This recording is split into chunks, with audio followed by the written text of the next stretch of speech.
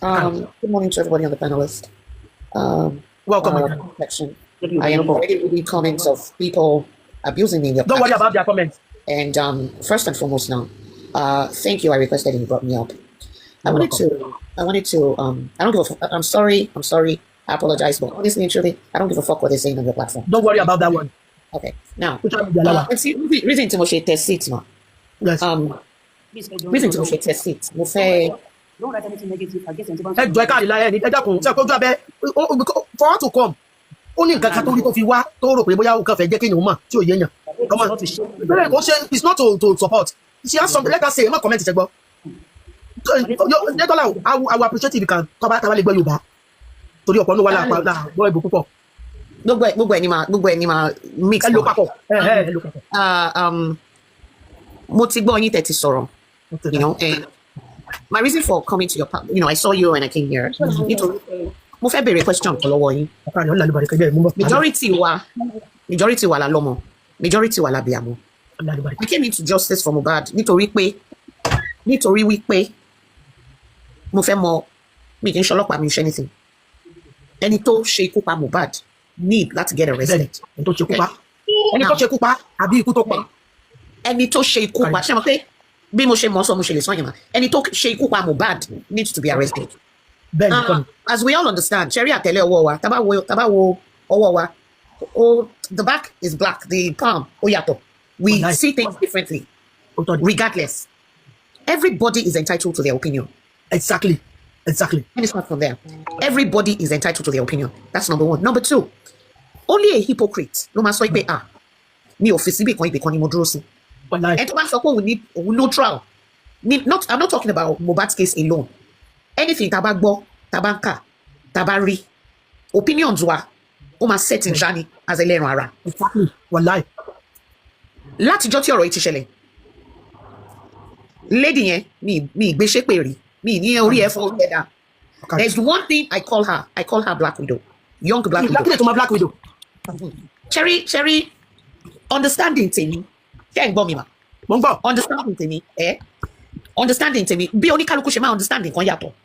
Ẹni tó kọ́ kú lọ́wọ́ ẹ̀ ní Black Widow. I have no any other meaning to it for Detola Aduke. Okay. Me read any other meaning to it.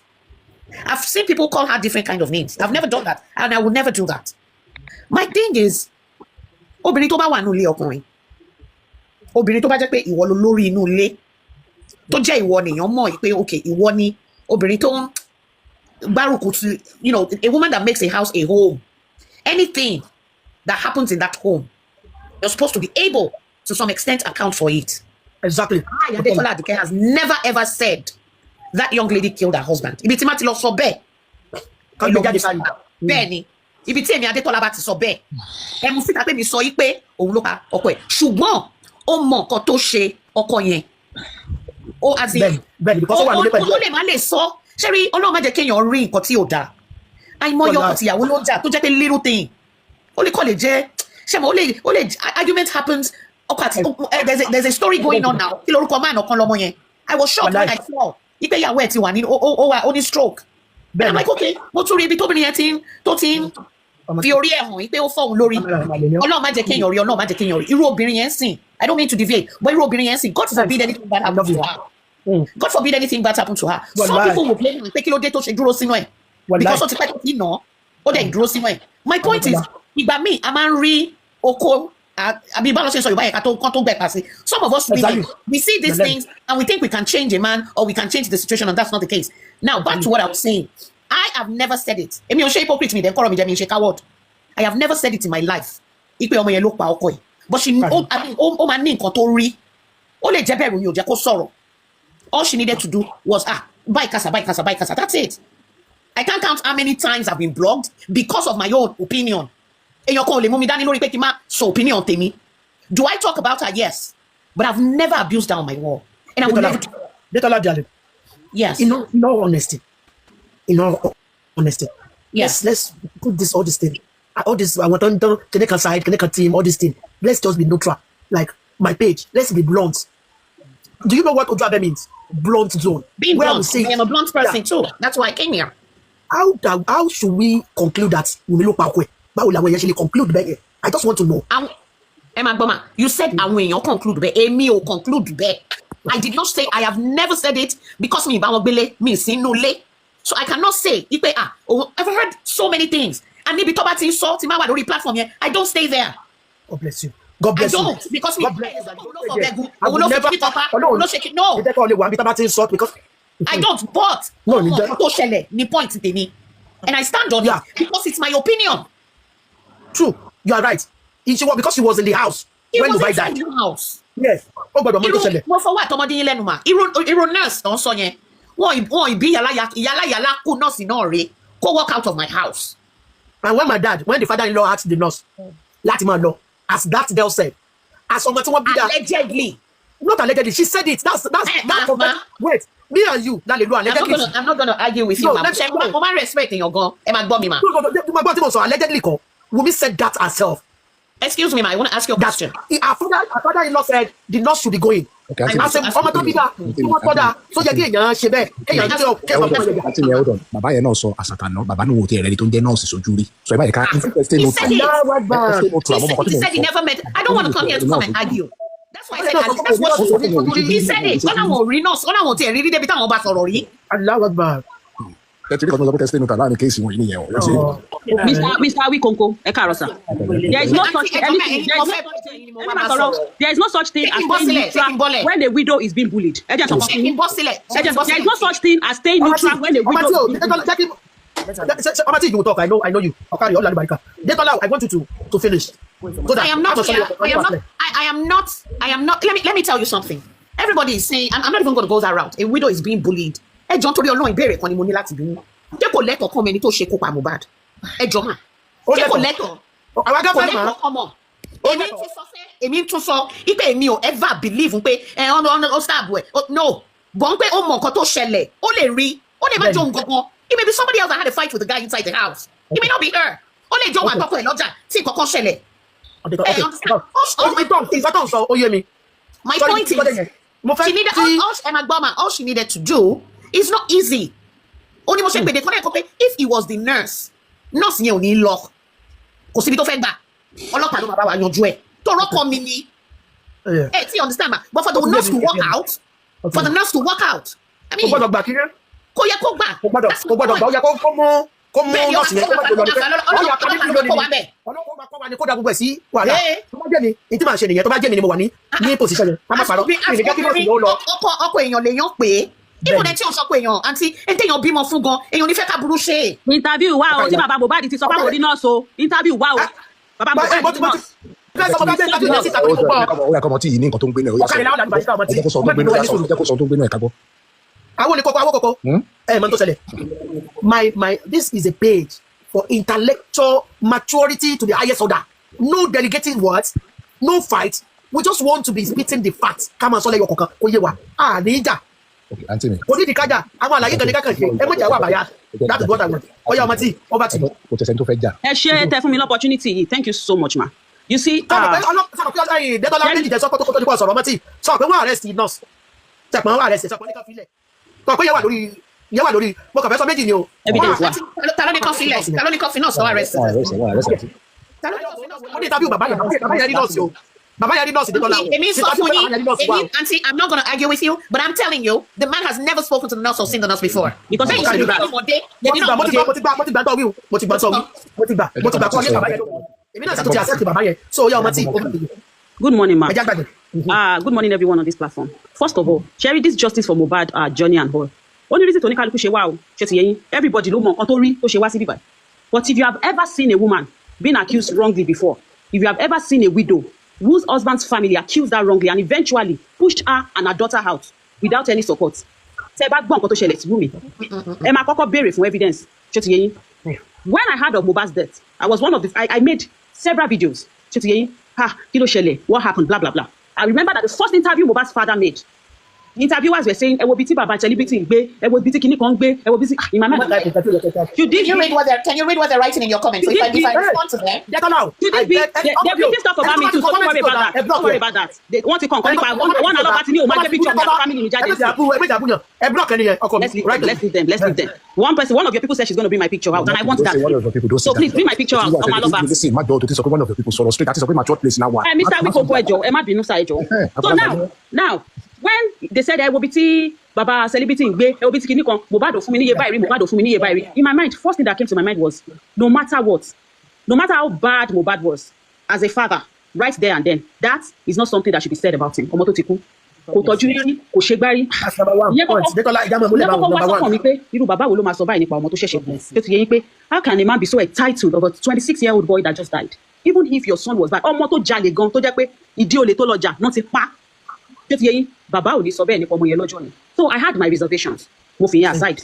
Then at first I thought Mama Mohbad was dead. I actually thought she was dead. Emma Jemparo, because but Baba Mohbad and everything. I remember pledging my support for Baba Mohbad, where I took care of this boy alone. The mother is dead and everything. But then when news came out that Mama Mohbad was in the picture, but they were not together. Maybe she abandoned him. She did this. She did that. I said, Then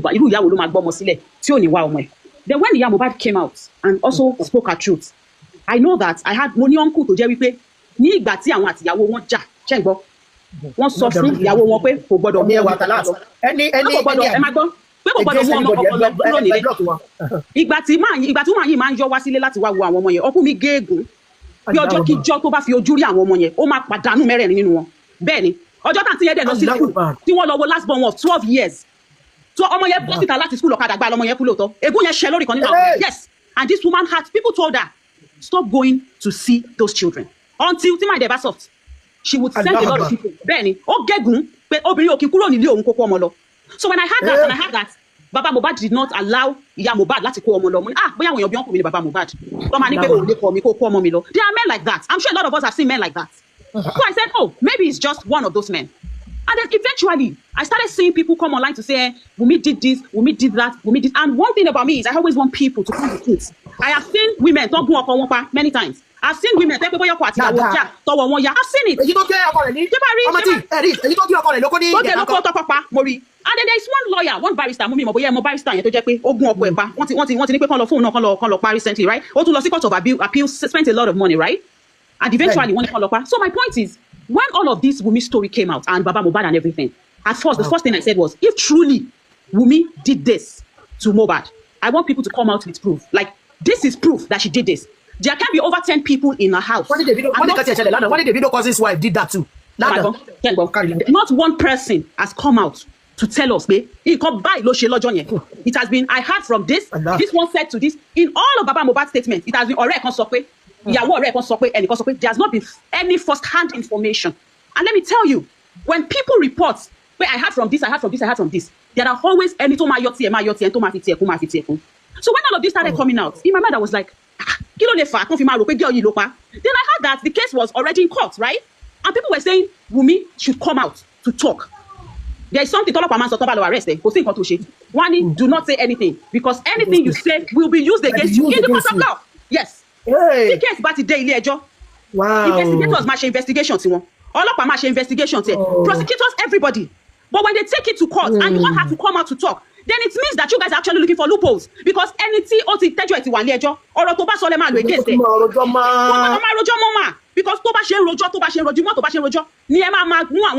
against it. Because there is nothing she says. There is nothing. Then so at that point, see any counting coming. And now, this girl you said Oma Aleni, Elegushi Lofulo, I'm going to mention Oba Elegushi. Yes.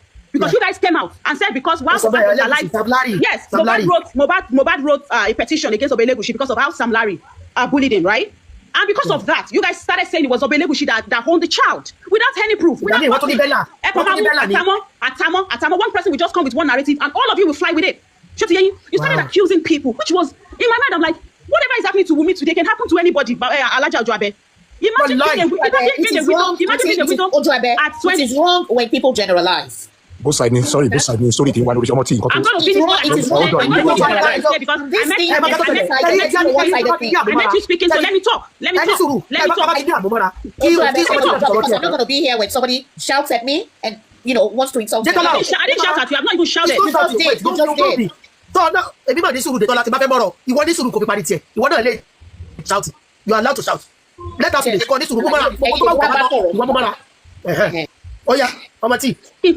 Mo tell man lose line of thoughts. Me think about the court be shema. So now, after 12 months, they said this one owned the child. At a point, they said it was Bella's mother that owned the child. They said it was Sam Larry. So many narratives. It hurts me when people just come out to accuse anybody wrongly. It hurts me.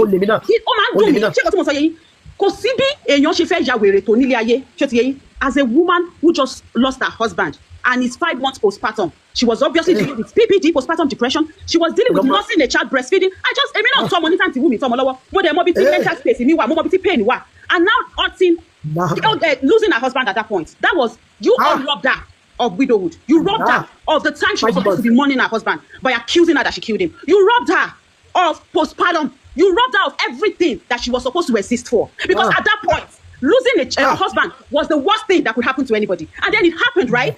Why did you guys not wait for the court to charge her? They prove what Lenny, where we look at Mohbad. Against her. But why are you guys so impatient? Why can't you wait until there is proof, there is evidence to prove that she actually did it? My friend, I have a friend, handcuffed, not to bear or me put on hospital. Mom saw all the time. Kidney failed for years. For the family member, there was nothing she did not do. Everything they had, first thing, ATM ẹ̀gbọ́n mi ó ní gbogbo nǹkan tá ní láti tà bẹ́ẹ̀ ni ọjọ́ tí wọ́n fẹ́ lọ sin ọkọ ẹ̀ the same thing tó ṣe fún mi náà ṣe fóun náà eléyìí tí ẹ̀gbọ́n mi handcuff wà lọ́wọ́ ẹ̀ nígbà tó fẹ́ lọ sin ọkọ ẹ̀ pẹ̀lú handcuff ló fi bu yẹ̀pẹ̀ sọ́kọ ẹ̀ lójú. Now you want me to fold my hands and allow the same thing that happened to my friend to happen to Wunmi nígbà tí wọn ò ní evidence. If you guys want to come to equity, make sure you come with clean hands. A lot of people. Thank you, Mama T. Pause. Yes, Mama. Now you pause. Detola, what can you say to all that? Knowing fully well, you said number 5 months. No, Anthony. Can I talk to you? Yes, I want you to talk. Oh, sorrow, I want you to talk. You know, sorrow. Detola. Then after, then I shall be. This thing happened in September. All right. Can you hear me? It happened in September, like we all know, 2023. Yeah. Everybody was on the edge of what happened to Mohbad? Air infection, one bully. There was a whole lot of different things. Now, unless you are not a Nigerian, no, we pinch it. Unless you are not a Nigerian, no matter hypocritical, no matter neutral.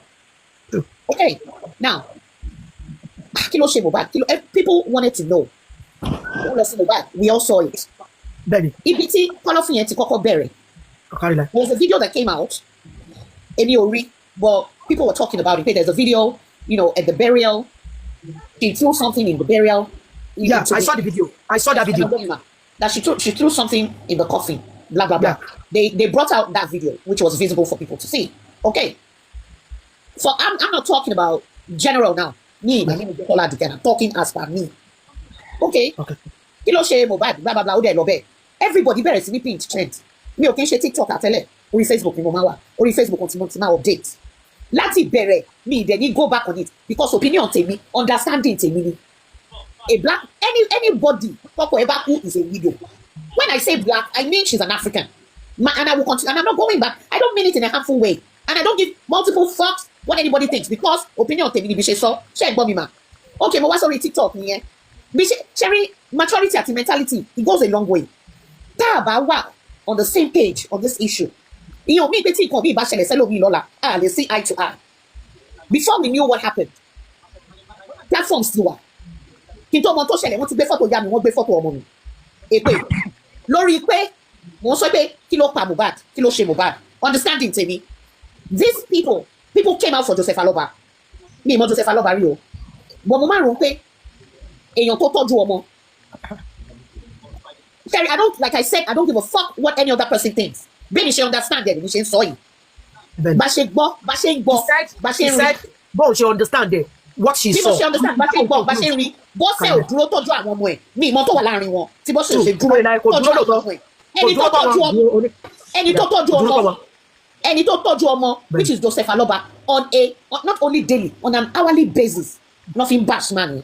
Tó bá ti sọ̀rọ̀ báyìí wọ́n máa wọ̀ ẹ́. Kò sí nǹkan tó kò sí nǹkan tó mọ̀ gbé kò sí nǹkan tó ẹ jẹ́ n sọ nǹkan fún yín majority gbogbo àwọn tá à ń sọ̀rọ̀ kò sí èyí tí ò wá láti polygamous o kò sí èyí tí bàbá ẹ̀ tí ò fẹ́ yàwó síbi kan tí ò ní girlfriend níbi kan tí ò bímọ rẹpẹtẹ síbi kan gbogbo tó fi bùté nìyẹn kò sí dọ́tọ̀ kì í gbé màá yín ṣépè kò sí èmi Adétọ́lá ní sọ ibi tẹ́ bá ti rí tí mo dúró síbi tó ti gbé Wunmi ṣépè ẹgbẹ́ jáde tẹ́ ẹ bá gbé jáde kọ́ tẹ́ bá ń bèrè lọ́wọ́ ní fún yín. olóhùn ètò ìyàtọ̀ gbé ẹsẹ̀. ẹ má gbọ́ mi mà ẹ má bínú mà for me saying that. but my point is mo bèrè question kan lọ́wọ́ yín lẹ́ẹ̀kan. èèyàn ni Mohbad tó ṣubú sílẹ̀ tó kú. tó bá gbé ní ìlú òyìnbó bí tá ń gbé tí wọ́n bá ṣẹlẹ̀ àwọn tó wà nínú ilé náà máa kó. wọ́n máa question everybody. we know the justice system does not function. ọlọ́pàá nínú ilé ibi tí Mohbad gbé ó lé oṣù táwọn èèyàn fi gbé bẹ̀ lẹ́yìn tó ti gbé Mohbad kúrò tó ti wá kúrò náà. It was supposed to be sealed. But the ọlọ́pàá bí ẹ̀ ń sọ sí pé ní anywhere mà tó bá ṣe interrogation it is not the first time tó bá béèrè ẹjọ́ lọ́wọ́ ẹ̀ first time tó ọlọ́pàá bá béèrè ẹjọ́ lọ́wọ́ ẹ̀ nǹkan tó bá sọ́kọ́ ni right thing tó sọ mò ń sọ with confidence ni tí nǹkan kan bá ṣẹlẹ̀ sí tó ọlọ́pàá bá dé ìdáyà ìbẹ̀rù ló máa kọ́kọ́ fi sọ̀rọ̀ nǹkan tó sọ yẹn is oftentimes not the right thing. So the number thing, the right thing to do is to interrogate, and that's how they do it. They continue. But that's how it should be done. Yeah, I understand that system doesn't work like that. 1.100, 1.150. I want to call. I want that anything. Exactly. Because the things they were supposed. So my fault goes mainly to the police that did not do the right thing. And when you shoot out, when you no laying evidence, you are passing laying now. Detola, let me ask you one question. How is it Wunmi fault that police did not do their work? How is it the widows of police in failure? Tá a dẹ̀ mọ̀ pé ojoojúmọ́ ni police in failure wà nílùú yẹn. Tá a mọ̀ pé police ò lè ṣiṣẹ́ tó dáa. Ṣé pé bí ẹja máa bẹ̀rẹ̀ ní ohun tó yọ? How is that Wunmi's fault? Mo sọ nǹkan kan níbẹ̀rẹ̀. Mi ò sọ pé Wunmi ló gùn ká. Ó mọ nǹkan tó ṣẹlẹ̀. Èmi believe tèmi lèmi sọ. Kò sọ nǹkan tó ṣẹlẹ̀ sọ́kọ ẹ̀. Mo dẹ̀ ìdúró lé lórí. Mi ìdẹ́ kó jẹ́. Ó yọ̀. Ó mọ̀ ó ti sọ tó kọ́mọ ó ti sọ. Air infection, they bullied him, poison, he had a fight with his friend. It's like 5-6 different things. Which tó jẹ́ pé ọlọ́pàá ló yẹ kó investigate láti mọ the right thing, láti mọ ibi tó dé. I am not saying òun ló pa ọkọ ẹ̀, mo tún sọ. Ó ní lẹ́tọ̀ lágbájá báyìí ni o ẹni tó bóyá òun àtọ̀rẹ́ kan lọ́jọ́ ọ̀dà ó ti dànù o ó ṣe gbá o bóyá èmi àti ẹ̀ náà là ń jàkà lájú. I mean it's just it is okay. So Nisi, auntie, we are saying that people are saying, oh, she's a young girl, she's a widow, she's this, she's that. Somebody made a reference to something now. I'm a widow from Kokon. I'm your girlfriend. I'm your girlfriend, boyfriend. And then sharing with social media. One has to be very intelligent. One has to be very, very careful. The kind of things that we believe. Mo fẹ́ ṣe example kan ma ọmọ kan tó lọ fún wọn ní pepper soup jẹ. Tẹ́mọ̀ pé àná àbíjẹta ni mo ṣe ń rúbà pípé ọmọ yẹn kò mọ nǹkan kan pa nǹkan tó pa boys yẹn. Pé fumes generator. Bọ́ irú ọmọ yẹn wọ́n ti remove wọ́n ti lynch ẹ̀ wọ́n ti pàdánù for people sake. So kí ni fóònù generator ló pa wọ́n? Fumes generator ló pa àwọn boys yẹn. Ìyẹn dẹ̀ lè pàjẹ́ lóòótọ́. Kódà kò ṣe pepper soup lọ bá wọn. Ìyẹn tó wá kọ́. But when people come on social media, they nǹkan tó bá ti kọ́kọ́, èmi ò ṣe stupid person. Èmi ò sọ̀rọ̀ without my proof. Me understanding tèmi níbi tí mo mọ̀ dé. Do I know everything? No. Do I want to know everything? No. But you cannot force other people's strokes. You can't. And Detola, can I talk? I understand all you're saying. I understand. I think where all of us Katishi only pay we take it personal. Some of us take this matter personal. Which about if it's a problem to what we take this matter personal. And people take matter your experience your conscience tell me. Exactly. That's what I'm about to say. No, but our experiences are what makes us. Our experiences are what makes us. It doesn't work that. And this is what I'm saying. Tí abárí pé kí ìbá ṣe wù mí ṣé àrẹ́dì láti apologize sí wọn. Àbá pé tí evidences àbígbà tó bá wáyá tí wọ́n wá pàpà máa ń tó pa Mohbad. Láti day one tí mo ti máa ń sọ̀rọ̀ yìí láti day one. Hello ma, my name is Detola on Facebook.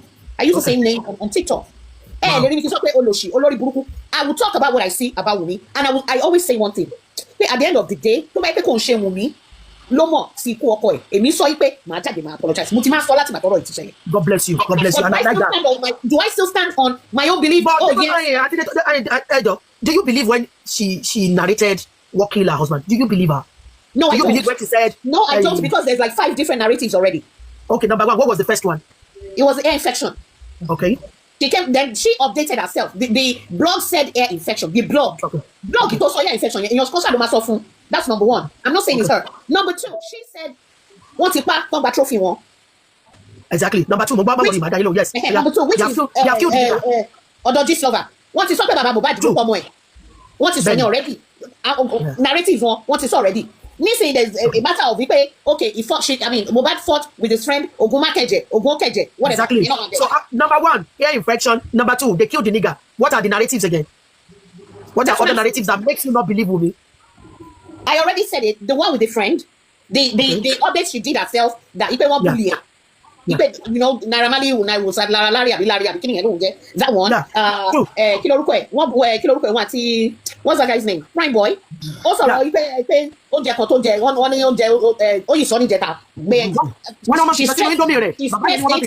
she stressed it. Ipe Adura gave Mohbad his last supper, his last meal. Exactly. She said that. She's like social media. All those things you are mentioning is actually on social media. We find it too. So my own thing is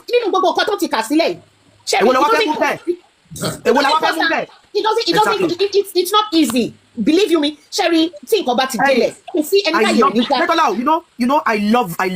fact that you are mentioning others. And I would just want you to mute. Let's engage ourselves maturely, intellectually. And I agree. I love the fact that you mentioned it. Number one, they killed the nigger. Those words. They killed the nigger. There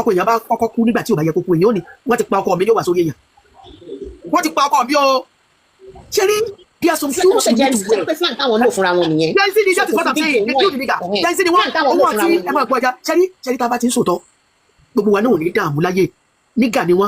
They killed the nigger. Why the woman said they killed the nigger? Maybe her husband was tired emotionally with the bullying. I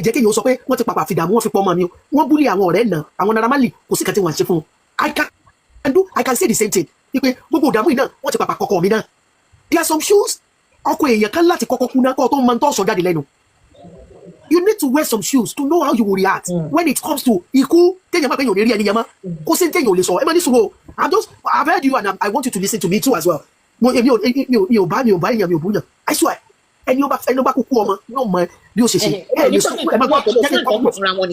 Exactly. Let me finish. And the second one, you said air infection. Air infection. Air infection. Air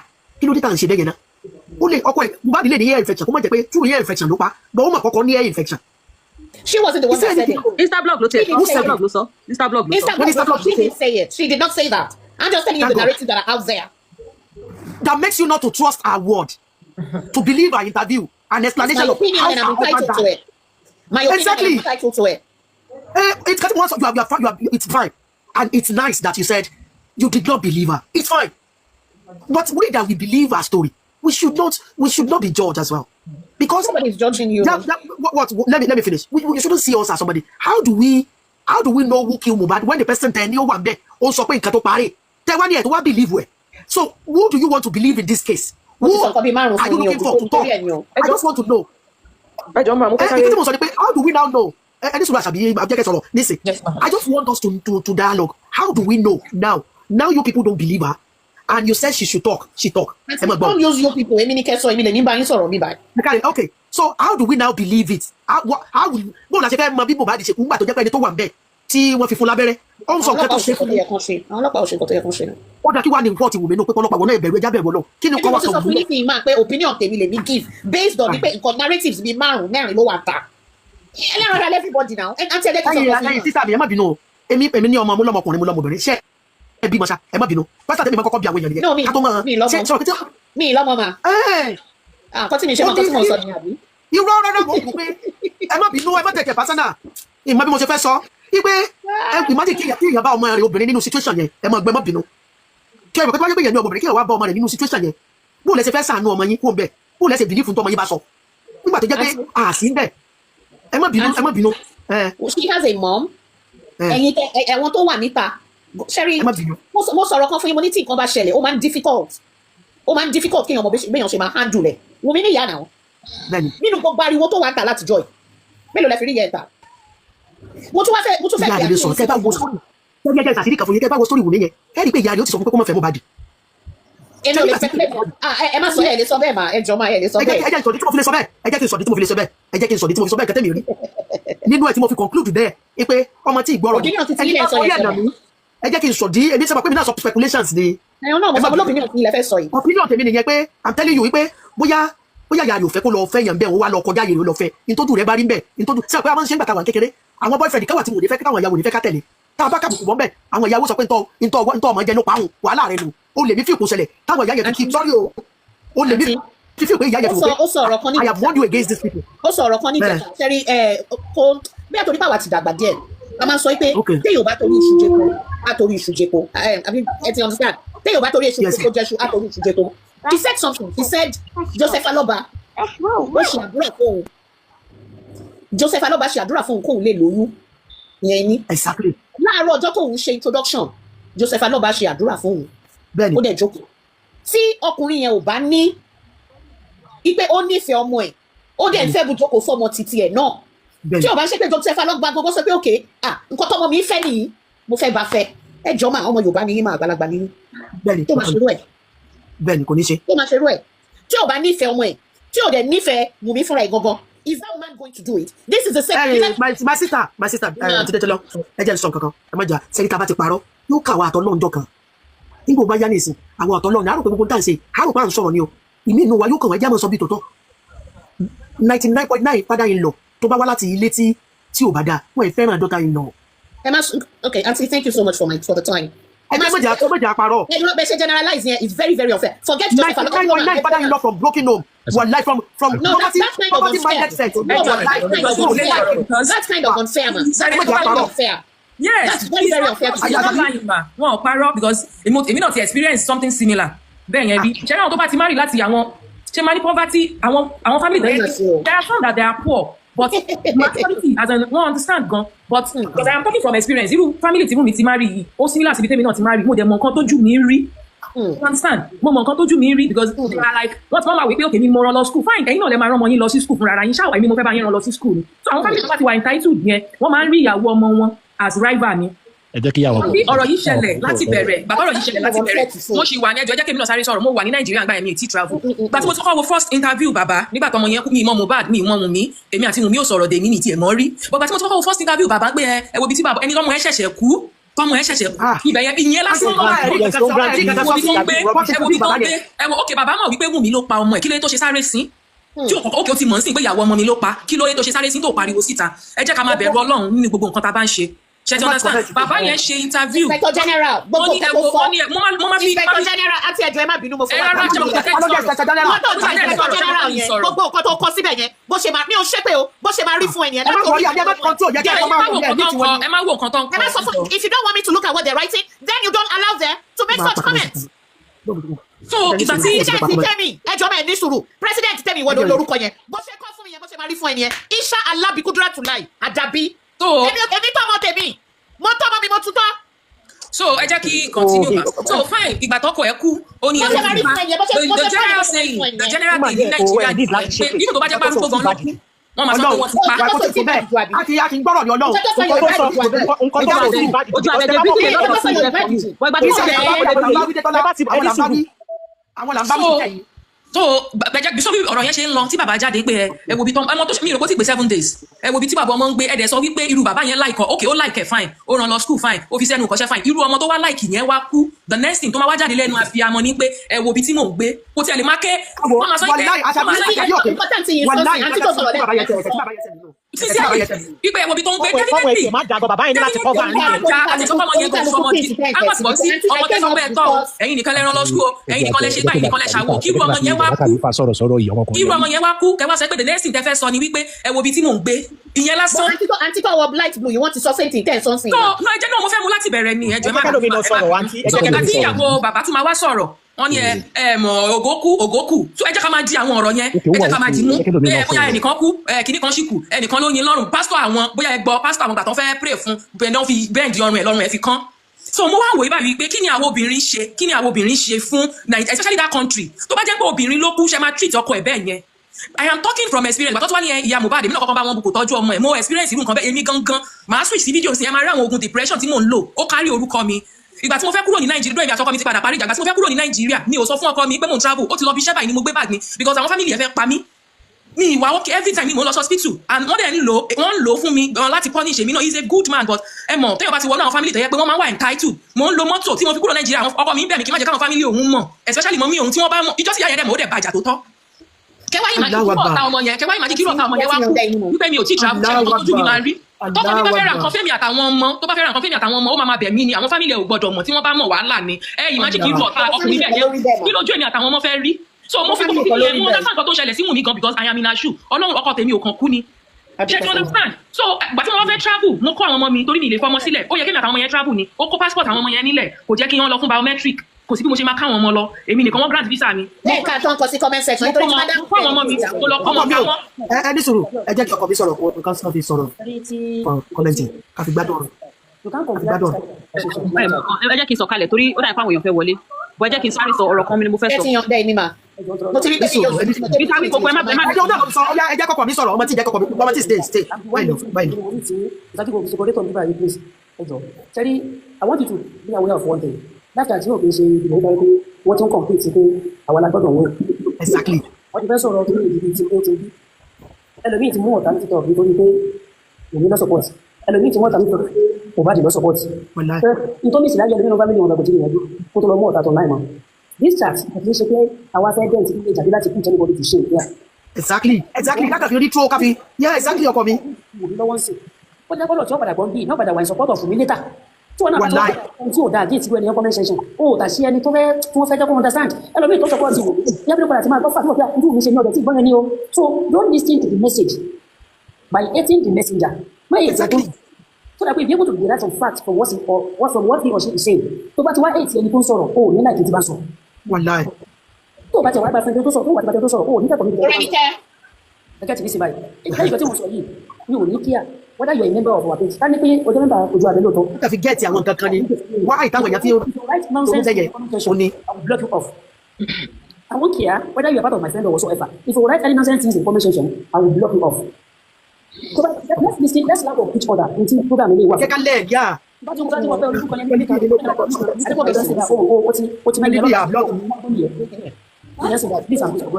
Ẹ̀gbọ́n kan ní kan. ẹ jẹ́ kí sáré lọ́jọ́ kí mi tí. Ẹ jẹ́ kí Àṣàbí sọ̀rọ̀ tán, Àṣàbí ọ̀kìnní sọ̀rọ̀ lọ. Ẹ jẹ́ mọ̀ kọ́gbọ́n ni. Ẹ má jà mọ̀ bára wa jà. Ẹ jẹ́ mọ̀ kọ́gbọ́n ni. So mo wá kọ́ I think I have ẹjọ́ mẹ́ẹ̀ má bínú àti Àṣàbí. I think I have explained my own definition and understanding of what Black Widow is. Yeah. Some Nigerians are still asking in the comment section. They should stop Wọ́n ní Black Widow táwọn mí ni wọ́n nítorí pé Wunmi jẹ́ Black. Wọ́n mí ni Black Widow yẹn. Ó làwọn fi pè ní widow. Ẹ má wulẹ̀ jáde wọ́n nítorí pé Wunmi jẹ́ ìyà dúdú làwọn fi ní widow. Gbogbo ẹ̀yin tẹ́ ní kí n drop. Gbogbo ẹ̀yin tẹ́ ní kí n drop bí orí live. Áfíríkà ni ó nítorí pé ó jẹ́ ìyà dúdú lòun sọ pé widow dúdú. Ẹ tẹ̀ jẹ́ kí n Widow wà tó fẹ́ gbà. Tẹ̀lé tó kọ́ sílẹ̀ kọ́ ọmọ tèmi widow. Orí yín burú. Ọmọ yín ló máa jẹ́ widow torí èmi ò tọ́ ọmọ mi ń tọkùtọ̀. Ìkankan náà wà ò ní fojú sunkún ọmọ pẹ̀lú ògbọ́n Wọ́n náà. fẹ́ fojú sunkún ọmọ torí èmi ò lọ́mọ tí fẹ́ Gbogbo wa pápá kò ní sí kankan náà wà tá fojú sunkún ọmọ pẹ̀lú ògbọ́n náà. Ọkọ ọmọ wa ò ní kú pẹ̀lú ògbọ́n náà. You see that's how they're not intelligent enough to converse. They think coming to come and bully, to come and abuse people, that's how or what justice is all about. How can you be writing all Let's stop widows victimization. That's going to be the end of what I want to say. I am not here for widows victimization. Until there is proof that Wunmi killed Mohbad, let us stop. And I never said Wunmi killed her husband. Thank you, ma. Thank you for saying you Yes, never no, said that. Thank you. She said she never said that. She has said it in the beginning. Thank you She for said saying she that. never said Thank you. Wunmi ló pa ọkọ ẹ̀. Thank you. I told them again for checking that she never said that. She